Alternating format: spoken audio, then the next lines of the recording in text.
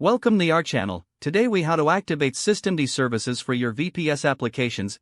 To activate systemd services for your VPS applications, you first need to access your VPS via SSH. Log in using your credentials.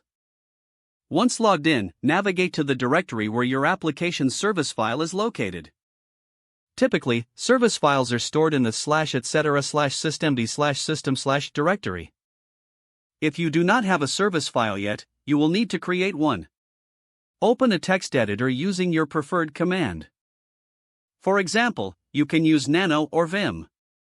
Start a new file by typing sudo nano _application.service. Define the service by adding the necessary directives in the editor. Begin with the unit section. Enter a description of your service using the description directive. Next, move to the service section.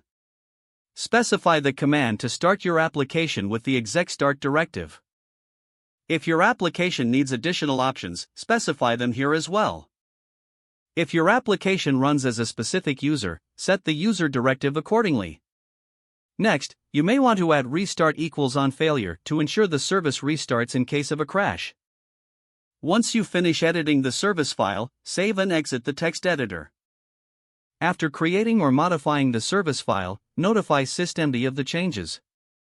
Use the command sudo systemd reload. Now, you can start your service with the command sudo systemd start your _application.service.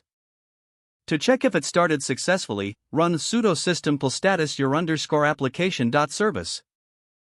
If you want your service to start automatically on boot, use the command sudo systemd enable your _application.service.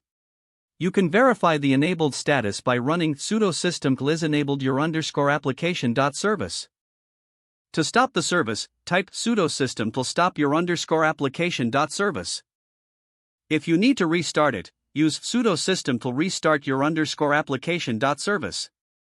Lastly, always monitor your application logs for any errors. You can view the logs with journal your _application.service.